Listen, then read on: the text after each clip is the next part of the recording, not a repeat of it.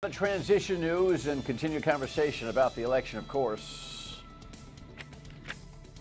The Dan York State of Mind program is brought to you in part by Lookout Rhode Island and Takeo Comfort Solutions. Good Monday evening and happy Thanksgiving week. It feels like it took us a while to get here, doesn't it? And I hope everyone kind of chills a little bit over the course of this week. I'm not sure that will happen. A lot of predictions and silly prognostications that family dinners will be a little bit more difficult this Thanksgiving. Come on, really? Let's go to the rundown and check things out. We have an interesting guest today who's going to talk to us about some of those dynamics from his unique perspective.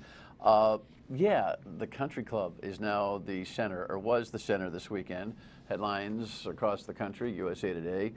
I've never seen a parade like this. I can't recall this kind of open process, not that we're in the meetings or flies on the wall, but just this parade of people that are coming in, including Mitt Romney. Here's the latest on the weekend that was.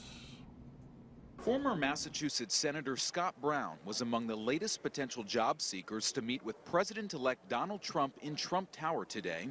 Former Texas governor and one-time GOP rival Rick Perry is also expected to meet with Mr. Trump. Over the weekend, Mr. Trump hosted other high-profile Republicans at his golf course in New Jersey. Among them, New Jersey Governor Chris Christie and 2012 GOP nominee Mitt Romney, who is also being considered for Secretary of State. There was a great deal to discuss, mutual respect, and I thought a productive conversation. Among the top contenders for other cabinet posts, billionaire investor Wilbur Ross for Secretary of Commerce and former Goldman Sachs executive Steve Mnuchin for Secretary of the Treasury. Aides believe these highly publicized meetings here at Trump Tower and in New Jersey prove the president-elect is trying to be transparent during this process. But some critics say transparency isn't the problem with Mr. Trump's announcements. Diversity is. Many non-white Americans have concerns about this administration from the get-go in terms of the way the campaign was prosecuted and so on. And looking at the current array of choices, it is a very monochromatic group. Trump spokeswoman Kellyanne Conway says Trump's administration will be filled with people of all backgrounds, including women. Well, it's a big administration. There are thousands of appointments inside administration, but at the head table, so to speak, and within the cabinet, I think that analysis is probably correct. I mean, you've got a campaign that really didn't have a lot of conversational diversity in it, and so you're not going to find a lot of different kinds of people who are going to end up either A, being interested, or B, being qualified to be able to be tapped here. We'll see how that whole thing rolls out, but I got to tell you, this Mitt Romney thing is just puzzling to me. I get why Donald Trump wants to see Mitt Romney. I don't understand how Mitt Romney is going to be able to flush what he has said about Donald Trump and become the Secretary of State. Not that bygones can't be bygones. You know, this pre- and post-election dynamic is always, you know, about bygones. But consistency and whether or not we're going to have a real State Department or one that's run out of the White House, which has been the trend over the last couple of administrations anyway. You know, can Mitt Romney hold down a fort with the kind of team that Donald Trump has assembled? I'm not so sure. I know this, if they're able to work it out, great, because he's a lot better choice than Rudy Giuliani, who I think is starting to miss a few cylinders these days. We'll see how that goes. Meanwhile, a conversation that is, I think, really crucial and will be really interesting to see, even during this transition time, what further comments come. John McCain is flipping out over the notion that the Donald Trump crowd, headlines here, okay, yeah, obviously. I mean, we don't have the audio. I apologize. You may have seen it over the news cycles here where John McCain just jumping up and down about waterboarding. Mike Pence won't rule it out and said this weekend. Well, I think the president-elect made his views on that quite clear during the course of the campaign. But as we go forward, what I can tell you is it's not going to be about a specific tactic. What I see in these meetings with the president-elect and candidates for our national security and our national defense is someone who is determined to surround himself with men and women of extraordinary background and capability. We've got real challenges around the world today, John, and the American people should know that President-elect Donald Trump is going to surround himself with men and women who are going to ensure our national defense. We're going to rebuild our military. But this is going to be a president that is going to be determined to destroy ISIS and to confront radical Islamic terrorism so it can no longer threaten our people here at home. You know, it's a little bit of a blah, blah, blah there, don't you think? Listen, if waterboarding ends up becoming part of the practice of our intel and military, you know what's going to hit the fan all over Kingdom Come? You're going to have military resignations. You're going to have so much turmoil within our defense system and an intel system. I don't know why they're not just shutting this sucker down. As with all things that Donald Trump has said in the past, most likely it ought to be, and most likely will be, immaterial, unless they keep hanging on to this innuendo that it's, you know, on the torture table, because it'll be torture for America and the world. Crossing the line. Now, this is an interesting conversation. You know, we tape this broadcast before the radio show every day, so I'm looking forward to talking to the audience today about, or as you see this, I already have. Do you follow that? About what happened at the end of the Hamilton production with Mike Pence there the other day. Here's what happened. You know, we had a guest in the audience this evening. And Vice President-elect Pence, I see you walking out, but I hope you will hear us just a few more moments. There's nothing to boo here, ladies and gentlemen. There's nothing to boo here. We're all here sharing a story of love. We have a message for you, sir. We hope that you will hear us out. And I encourage everybody to pull out your phones and tweet and post, because this message needs to be spread far and wide, okay? Vice President-elect Pence, we welcome you, and we truly thank you for joining us here at Hamilton and American Musical. We really do. We, sir, we are the diverse America who are alarmed and anxious that your new administration will not protect us, our planet, our children, our parents, or defend us and uphold our inalienable rights, sir. But we truly hope that this show has inspired you to uphold our American values and to work on behalf of all of us. All of us. You know, I wouldn't get our panties in a bundle over this. As with all art and as with all performances that we pay our hard-earned legal tender to see, I always get discouraged when, you know, one of my favorite artists of all time, Bruce Springsteen, I can't tell you how many times I've yelled, "Shut up and sing." Doesn't prevent me from going to see his shows. I haven't got a chance to see Hamilton. I would see Hamilton because I understand it's a terrific historical, modern version of a great American story. They have a right to do what they're doing. The market has a right to react to it in the way the market wants to react to it. So inasmuch as they said what they wanted to say to the Vice President-elect, we have a right to suggest that what they said had legitimacy or not. Their right to say what they said, don't waste your breath over it. They have a right to do it. The market will react in terms of both their option and their content. And as far as I'm concerned, this notion of all of us is something that a lot of people have wanted for a long time. I don't know what it means. Because diversity in this country also means difference of opinion. Elections are competitive. Some people win, some people lose. The losers don't get everything they want because they lost on the competition of ideas. So it's confusing to me. I thought Mike Pence offered maturity in his response. The headline here, he said he wasn't offended and didn't ask for an apology. He's the mature one. The president-elect is the immature one. His tweets inspire the ridiculousness of this. And this is, I don't understand the way Donald Trump does business. And if he continues to tweet his way through this presidency, he will disrupt himself from productivity. No doubt about that. Speaking of productive, URI is productive. Maybe you got down to Mohegan Sun this weekend. They beat Cincinnati and then fell short to Duke, the #1 team in the country, by only 10 points. Of course, Coach Hurley wasn't happy. I just think that we might have wanted it too bad today offensively and didn't share the game as well as we're going to and as well as we have.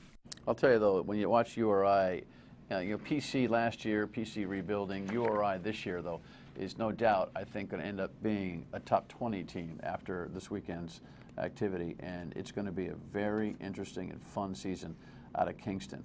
The key is they need you to buy tickets and add a winning atmosphere down there. So make some plans, will you? All right. On the issue of post-election stress, evaluation, all that kind of stuff, here's a headline that I think is kind of interesting. Trump inherits a divided America. Well, no kidding. No kidding. Jeffrey Durand is a self-described working-class advocate, and what was the new title that we put under there? We're going to be representing the Democratic Socialists of America. What does that mean? Well, I think Bernie Sanders described it best, and there's a lot of misrepresentation about that term itself. Democratic Socialists, you take those two words, Democratic is by the people, Socialist is for the people.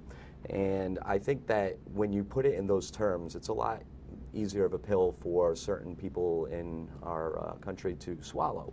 There's a lot of stigmatization around it. There's a lot of arm's length distance that people like to keep from our movement. But at the same time, our movement encapsulates so many things that are widely favored by the American people. All right, so, well, let's make it simple, because everyone's kind of exhausted from the election. You're a Bernie Sanders of course, fan, absolutely. Bernie Sanders voter. I did not vote for him as in a the primary. I did vote for him in the primary. Wanted him to be the president of the United Absolutely, States. yes. Okay.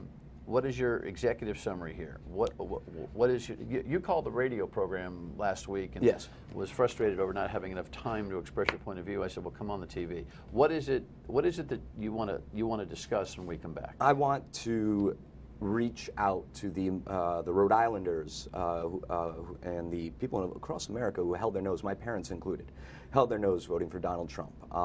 And I want to say to these people that our movement, the progressive movement, is one that wants to first and chiefly overturn things like Citizens United, so we stop getting politicians who don't honor the word or the will of their constituency.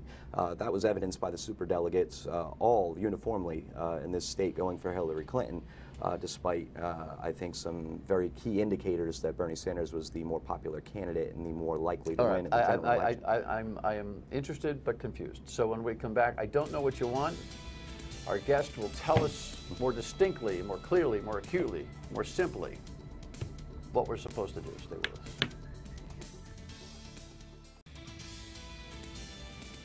There's Bernie Sanders, and of course, Bernie's been able to step up on the Senate side in terms of a stronger leadership position with the Democratic minority, but he'll have a significant role there. He earned it, no doubt. He had an election that was impressive on a grassroots basis, both on an organizational and a fundraising level, no doubt. Jeffrey Durand is a Bernie Sanders supporter. You okay? Have you recovered from this election? Is that what we're supposed to ask people now these days? I think I'm emboldened by the election. I think that now we have a real chance of having the grassroots movement and liberal-leaning folks feel a little more energized, sort of like the Tea Party was in 2010. We don't identify with their politics, but their fight and their reaction to the Obama victory in 2008 and what came after that, I think really is responsible for the very red America we live in now, from executive branch all the way down to state legislators. So what you had mentioned the protests going on. What I'm here to say is the best form of protest is to organize with groups such as mine. It doesn't have to be mine, but groups such as mine that wish to get money out of politics and to push forward candidates in elections. What does it mean to get money out of politics? We have a headline here on Citizens United. Citizens United is a Supreme Court decision that allows for really a recognition that corporations can act as citizens and that their contributions are unlimited in terms of how they want to influence elections. But the concept of getting money out of politics means what? Well, of course, starting with overturning Citizens United, I think it was a poor decision by the Supreme Court to enact that. But if it's not done through the legislative process, then we need to find grassroots. Well, the Supreme Court didn't enact anything. The Supreme Court reviews legislation and decides on legislation. So they made their decision. Right. Regardless, if we cannot overcome that decision, and there is not a modus operandi to rid us of that decision, the best thing to do is, like Bernie always would say, $27 campaign contributions. We need to find ways to better organize behind candidates on those small level donations and find candidates who are not willing to take the larger donations that make them beholden not to their constituents, but rather to their donors. I think that's a frustration that people from both sides of the aisle feel, and I believe that solving that problem will have a domino effect on solving many other problems that working class Americans feel. Yeah, I don't know. It's an interesting concept. I have a lot of respect for the $27 average contribution that Bernie Sanders was able to generate. It put him in a position, if you don't have a superdelegate dynamic in the privately owned corporation known as the Democratic Party, he wins. Citizens United didn't prevent him from mounting a charge, and my guess is if he had won the nomination, it's all hypothetical, the power of $27 donations and the people that stand by them and organized for him would have been even more apparent. Quite possible. So you want to get hung up on this money issue as opposed to talking about concepts? We can talk about concepts. I know your time is limited. But it seems to me that you think this is the linchpin. It is, to some extent it is the linchpin because, once again, if you tap into the frustration of working class Americans, they are tired of being told things. Whether it be Trump or Clinton or Obama, we've been told time and time again, I'm going to do this, I'm going to do that. And then there is no action. I will criticize Obama right now for having no action on the Dakota Access Pipeline. I will criticize Hillary Clinton for not being even so much bothered to be tweeting about it. But Bernie Sanders and Jill Stein showed up there. So I think when you talk about this concept of well, because they showed up there because they have a problem with it. Yes, and those who do not show up there do not have a problem. I believe working class people have a problem with things of that nature because it could happen in their town too. Ask the people of Flint, Michigan, what happens when their water is tampered with. Well, whether a pipe can survive underneath the river is a question that for everybody. Right. I think it's a logistical question, not necessarily a philosophical or ideological question. I don't know. Maybe it is. Maybe it isn't. Again, there's a wide spectrum of problems that obviously, once again, the majority of Americans, working class Americans, wish to solve. And what I'm asking people to do right now is the protests. If they mean something to you, by all means do so. It's your First Amendment right. But what we're offering as a grassroots organization and other grassroots organizations is the chance to sit down and talk about these topics and find real solutions to them rather than being part of a rally or something of that nature. So I'm really trying to extend the olive branch to working class Americans who want to see systemic change. All right, so it seems to me that the concept here is a rally is one thing, doing the hard work is another. We'll break it down when we come back. Stay with us.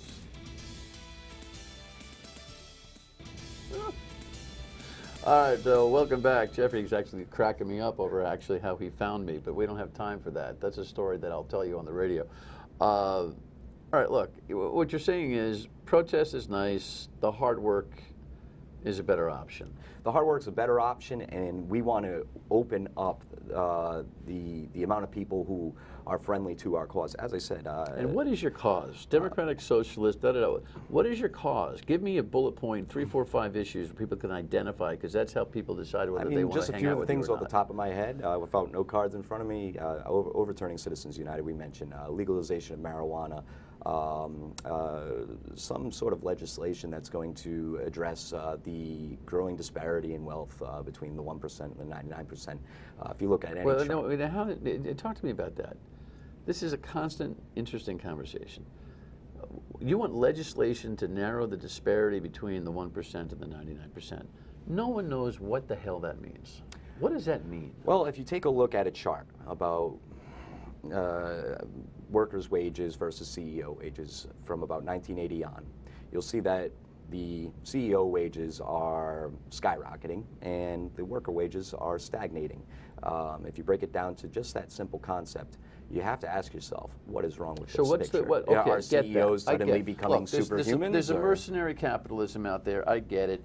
The rich get richer, got that concept as well. What do you want to do legislatively to impact that? Well, there's a lot of means that you can go about that You process. want to limit CEO salaries? I wouldn't say limit. I would say that you could perhaps have a more equitable sharing of company profits. Demanding companies by legislation share their profits according to the law?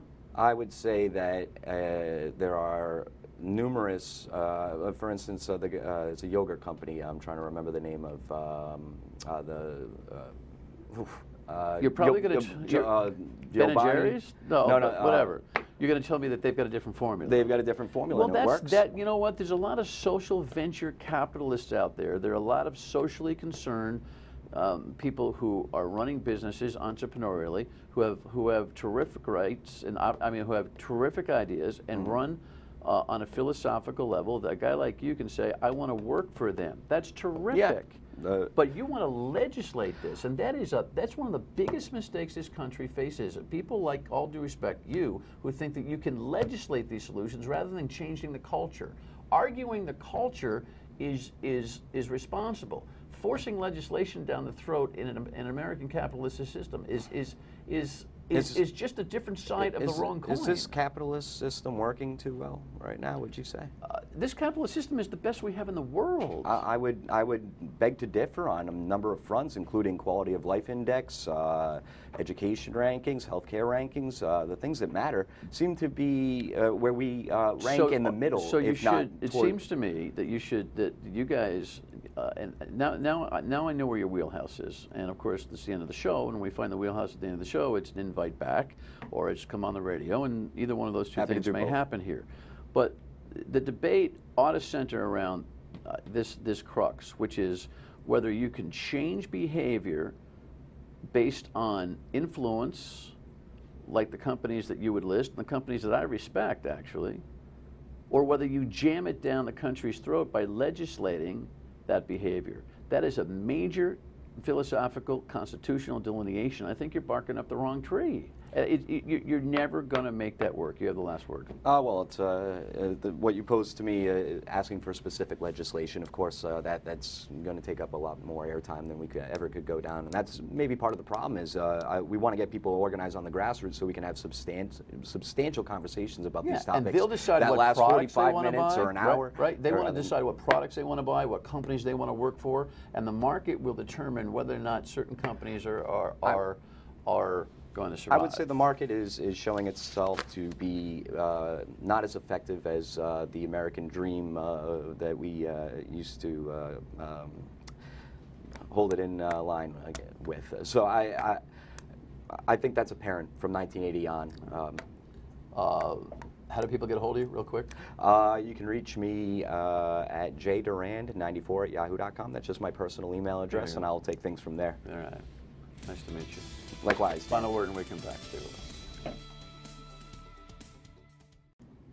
All right, welcome back. Tomorrow, Professor Mark Jeunesse from the Naval War College will talk to us about some of these very crucial appointments in the Donald Trump president-elect transition time and where we're heading, because there does seem to be a direction. I'm not sure I can articulate it. Maybe Mark can.